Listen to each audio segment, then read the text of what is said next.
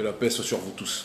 Donc, comme vous l'avez sans doute appris, il y a un avis de recherche qui a été lancé contre ma personne par la police et par les autorités ouattaristes. D'accord. Apparemment, donc, ils s'inquiéteraient profondément de la mobilisation pacifique. On a bien précisé pacifique. Rejetons la violence pacifique contre le néocolonialisme. Il faut savoir que la Côte d'Ivoire est le pays qui accueille royalement Bolloré, pilleur de l'Afrique, qui accueille royalement Nicolas Sarkozy, pilleur de l'Afrique, seigneur de l'Afrique, qui accueille toutes les multinationales occidentales qui pillent nos pays, pendant que notre peuple vit en dessous du seuil de pauvreté. D'accord. Et dans cette situation, dans ce même temps, c'est Kémy Séba, militant anticolonialiste, que l'on arrête. Cela montre ce que nous cherchions à prouver depuis déjà un certain nombre de temps. Le problème principal de nos populations dit toujours qu'une civilisation est détruite par l'extérieur que si elle est rongée de l'intérieur. Tant que certains de nos dirigeants défendront le pillage de nos terres par des forces exogènes en concubinage incestueux avec les forces endogènes, notre peuple ne s'en sortira pas. Nous ne sommes pas venus pour l'anarchie, nous ne sommes pas venus pour la violence. Nous sommes venus pour une seule situation. Pensez-vous normal que nos populations vivent en dessous du seuil de pauvreté, pendant que les élites françaises puissent se remplir les poches, puissent détourner des milliards à partir de notre sol? Pensez-vous normal qu'au XXIe siècle, la terre la plus riche du monde compte une population des plus pauvres, je parle de l'Afrique dans sa globalité, et a fortiori de l'Afrique de la zone franc, d'accord? Une terre qui nourrit l'humanité dans son ensemble, pendant que nos populations vivent en dessous du seuil de pauvreté. Pendant combien de temps notre peuple va vivre dans ces conditions? Donc il y a une chose qui est simple. Je viens d'apprendre qu'une partie de mon staff vient d'être arrêtée par la DST, d'accord? Je devais voir normalement ce soir Simone Gbagbo. Apparemment, c'est peut-être un symbole aussi qui ne plaît pas aux autorités. On va être très clair, je vais me rendre à la DST parce que je n'ai peur de personne. Quel que soit ce qui se passe, je n'ai rien à me reprocher. Je suis pour une démarche de paix, mais de justice. Et personne sur cette terre ne m'empêchera de mener le combat politique pour la reconstruction et pour l'autodétermination, pour la liberté de notre peuple. C'est un combat d'amour, ce n'est pas un combat de haine. Nous ne pouvons pas accepter que nos populations se fassent dépouiller pendant que d'autres se gavent sur notre dos. Ce combat-là n'est pas un combat contre la France, comme certains ignorants l'ont dit. Les gilets jaunes eux-mêmes sont ostracisés par leur propre gouvernement, quoi qu'on puisse dire de ces derniers. Le prolétariat existe dans tous les pays. Le prolétariat n'est pas une question de couleur de peau, c'est une question de justice sociale. La majorité de ce prolétariat, les damnés de la terre d'aujourd'hui, en majorité sont les Africains. Et le combat que nous menons, c'est pour que ces Africains puissent accéder à leur propre autodétermination. Certains ne veulent pas aimer les Africains, c'est pas grave, ils n'ont qu'à ne pas les aimer. Mais on va les forcer à nous respecter. Et ça commence par ce courage que nous devons d'avoir. Certains m'ont dit qu'Emi, il ne fallait pas aller là-bas, c'est un pays risqué. Ouattara, c'est l'option de la France-Afrique. Non, c'est à cause de cette mentalité-là qu'on n'avance pas. Il est temps d'arrêter d'avoir peur. Il est temps de tuer la peur. Il est temps de prendre ses responsabilités. Nos enfants vont nous demander demain qu'est-ce que nous avons fait pour notre population. Et je me dis, quel que soit le prix à payer, quel que soit ce qui va nous arriver, si c'est le prix à payer pour que nous soyons dans une logique d'autodétermination, nous irons dans cette direction. Je suis venu en paix, légalement. D'accord? Je vis en Afrique depuis 2011. J'avais tout pour rester en Europe. Je suis rentré en Afrique. J'ai travaillé, je travaille en Afrique. Je suis chroniqueur sur les plus grosses chaînes de télévision. D'accord? Je développe des entreprises pour la population. Nous avons des campagnes de microcrédit pour les populations. Le programme à l'ODO de notre ONG Urgence panafricaniste. Tout le monde sait ce que nous faisons en Afrique. D'accord? Nous le faisons parce que nous aimons notre peuple. Mais il y a des gens à la tête de nos États qui n'aiment pas nos peuples. Il y a des gens à la tête de nos États qui aiment l'argent, mais qui n'aiment pas leur peuple. Il y a des gens à la tête de nos États qui aiment les chaînes, mais qui n'aiment pas leur peuple. Et ce combat-là, si nous ne le menons pas, nos enfants seront chaînés demain. Plus encore que nous ne l'avons jamais été. Donc prenons nos responsabilités. J'y vais, dès que je termine cette vidéo, je vais me rendre à la DST. D'accord? Je n'ai commis aucun crime.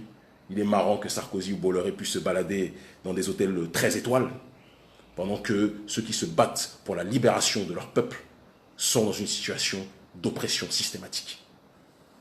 Guinée, interdit de rentrer parce que nous devions parler de la malgouvernance et de la lutte contre la corruption. Togo, interdit de rentrer parce que nous devions parler du néocolonialisme et de la malgouvernance. Côte d'Ivoire, recherchée par la DST. Sénégal, interdit de rentrer parce que, apparemment, menace grave pour l'ordre public au motif que j'influencerais trop la jeunesse africaine. Mais il faut que vous compreniez, chers dirigeants africains, que la jeunesse africaine a un cœur, que la jeunesse africaine a un cerveau, et que la jeunesse africaine n'a plus peur. Je n'ai peur de rien sur cette terre. Je ne sais pas ce qui va se passer dans quelques minutes. Je ne sais pas si à la DST, vous allez me garder, vous allez me tabasser comme vous avez l'habitude de le faire avec les prisonniers politiques, puisque vous passez votre temps à agresser, à défigurer les gens qui s'opposent par la pensée simplement à votre pensée mortifère et colonisée. Peu importe ce que vous allez me faire, sachez une chose, nous avons déjà gagné.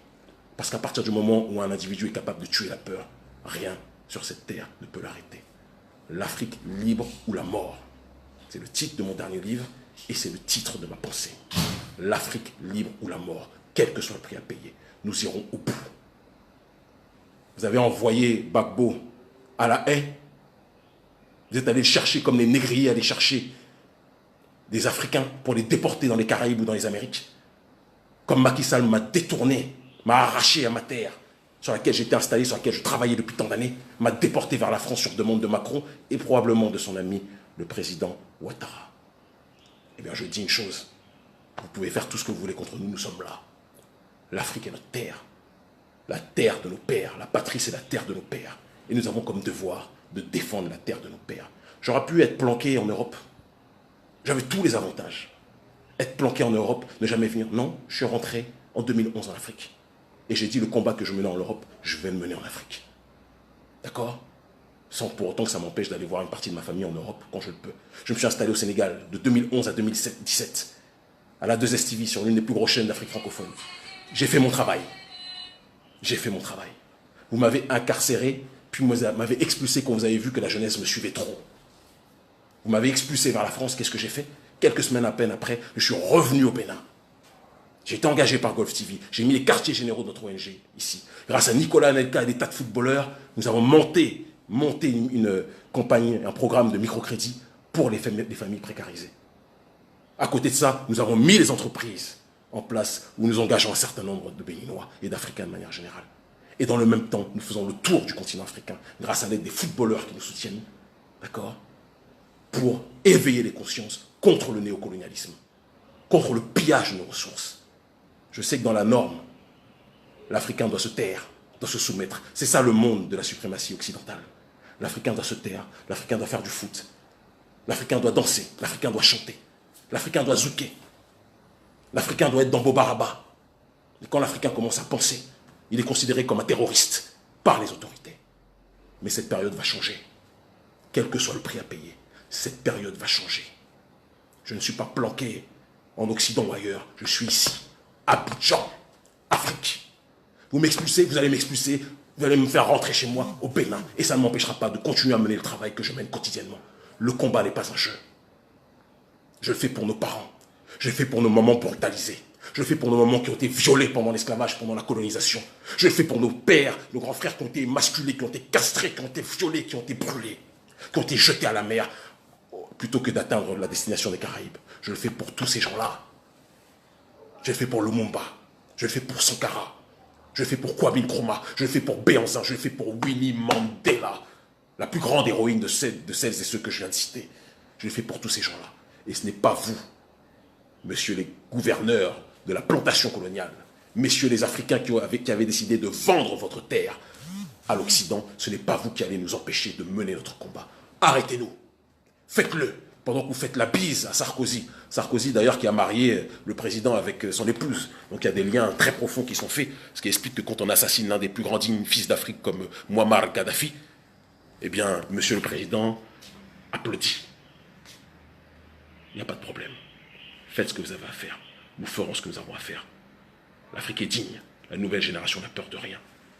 Nous continuerons, quel que soit le prix à payer. Et s'il m'arrive quelque chose, si vous me tabassez, si vous m'agressez, si vous m'incarcérez encore une fois, je suis habitué à la prison, vous savez. Vous me mettez en prison, je ressors toujours plus fort. Vous m'expulsez d'un pays, je ressors toujours plus fort. Donc le combat s'accentue. Force et honneur. L'Afrique libre ou la mort, nous vaincrons.